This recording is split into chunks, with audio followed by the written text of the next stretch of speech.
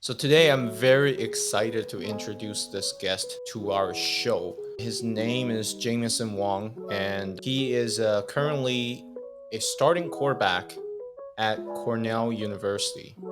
So, Jameson, do you want to say hi to our audience?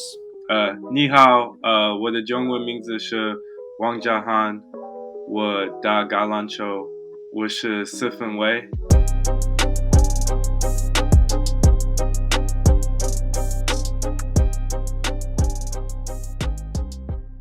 Because most of the people that watch our channel, they're basketball fans.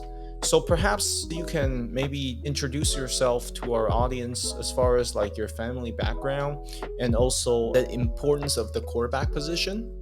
Sounds good. So, my grandma and grandpa are from China. My grandma's from Beijing. My grandpa's from Shanghai.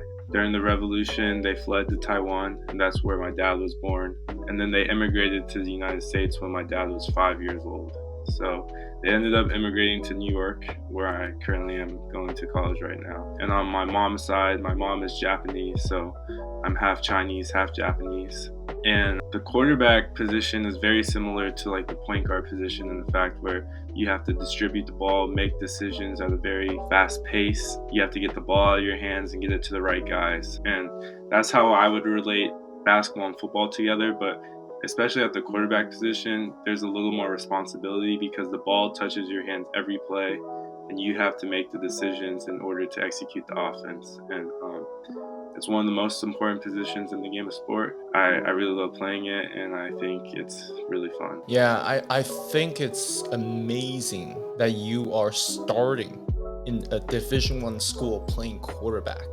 Because I don't think people can appreciate how difficult it is to play Division One football, let alone the quarterback position. And being that you're Asian American as well, like that's just all those things add up together. Like you gotta be one of the only few players that are playing Division One football with a similar background, correct? Yeah, no, I'm definitely one of the few with, especially being Chinese American. I feel like, yeah, there's a lot of different, like, other Asian, like, maybe whether it's Vietnamese, Thai, Indian, but like Chinese American, I'm one of the few, and probably one of like the only quarterbacks as well. And what I find amazing about your game is that you not only are you leading your team in passing right now, being the starting quarterback, but you're also leading your team in rushing yards.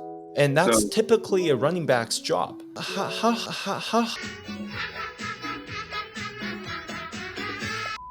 How do you do it?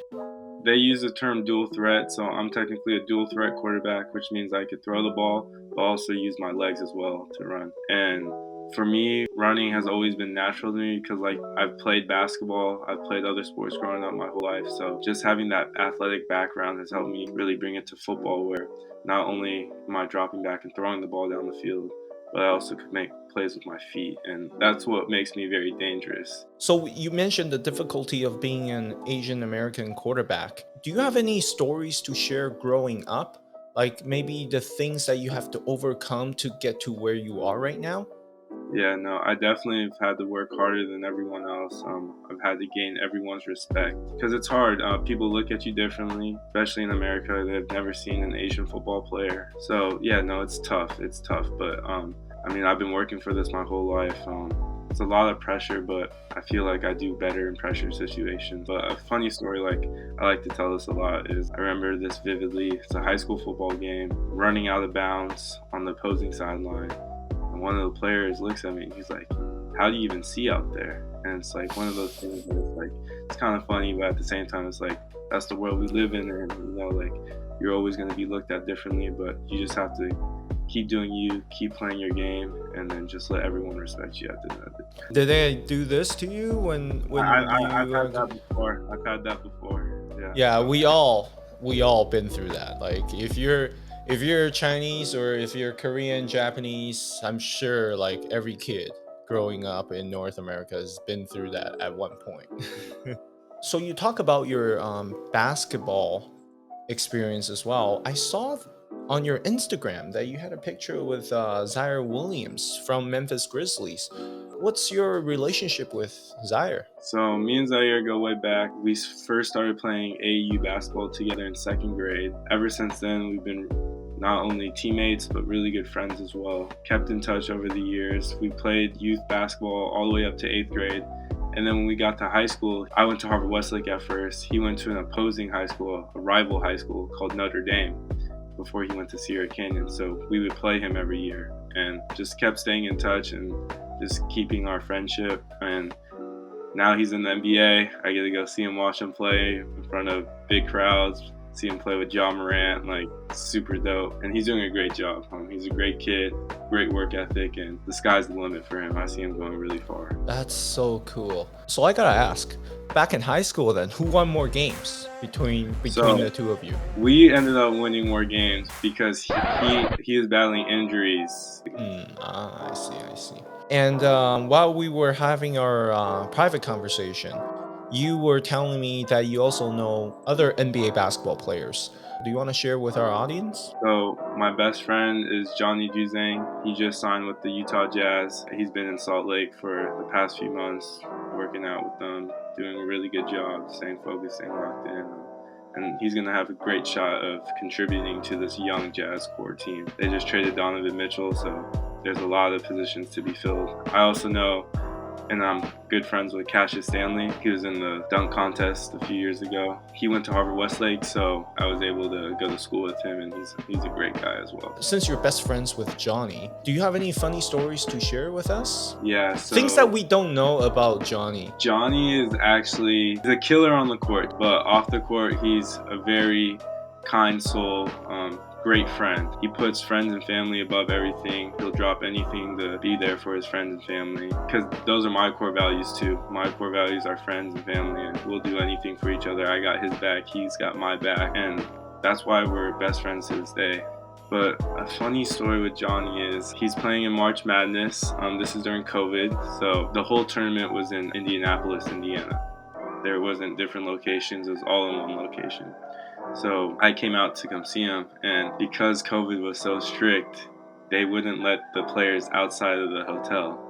So we're literally standing outside the entrance door to the hotel, talking to each other through like a glass wall. I couldn't make contact with him, he couldn't make contact with me. So I think that was a funny story, just to show that I was there for him, you know, like it was a big stage for him. He averaged 20 points a game in the tournament and led UCLA to the finals. You guys use sign language? Yeah, no, we were just mouthing through the doors. That's so cool. Well, I really hope Johnny can stick around in the league, because he sounds like a really hard worker with a lot of opportunities with the Utah Jazz right now. Hopefully he can cash in on those opportunities. Yeah. And plus he went to UCLA, and that's one of my favorite basketball schools as well, so because of Russell Westbrook. So you gotta be a huge inspiration for kids that are playing football all over America. What's the one thing you would say to these kids if their goal is to play Division I football? Yeah, no, I would tell them that every day is an opportunity to get better at your craft, and I've really taken that to heart the past few years. Every day, do something that's going to help you improve on what you want to do in this life. And for me, that's to play football, that's to play the quarterback position. So every day, I dedicate something to get better at, whether that's stretching, whether that's throwing, whether it's lifting. Just every day, it doesn't have to be crazy, but every day, do something to get yourself better. And as you keep getting better, that 1% better each day, it adds up over time. And then you'll just see the improvement, and it'll take you places that, for me, got me to Cornell, the starting quarterback at Cornell, playing in a prestigious league called the Ivy League. And, you know, I love playing this game, so I'm going to do everything in my power to keep getting better each day, hopefully exponentially get better. And you mentioned the Ivy League. So I'm just thinking, like, what about the academics? Like, is it really difficult with the Ivy League as far as keeping up with the school and everything? It is, especially with football on top of it. So we have meetings in the morning, class throughout the day, practice in the afternoon, and then I don't get back to my house until 9 p.m. And then I have to do work from 9 to 11, and then have to go to sleep to be back up at 6 a.m. So it is very demanding. But luckily, I was very prepared going to Harvard Westlake, going to Oaks Christian. Those two private schools really prepared me for the academic load that I'm facing now in college. But yeah, no, it's very demanding, especially being an athlete here at an Ivy League. But you get through it. You find ways to get through it. You push yourself, and at the end of the day, like, you're gonna get an Ivy League degree, so it's all worth it at the end of the day. What was your GPA back in high school? My GPA in high school was a 3.8. Hear that, kids? You gotta keep up your school if you wish to play Division I football or Division I basketball or just Division I sports, period, right? Without academics, there's no way you can make it to D1. What's the minimum standard for a D1 athlete in order to make it from high school? It depends on where you're trying to go. Ivy League, you gotta be at least have like a 3.2. But I think most colleges are looking for above 2.5, maybe 2.2 sometimes at some schools. But if you have good grades, it gives yourself a chance at any school. So you don't ever want to be in the situation where your grades are limiting you from going to the next level. So always stay on top of your schoolwork. Do what you have to do in the classroom, and then the athletics will come by itself. Jameson Wang, thank you so much for being on the show.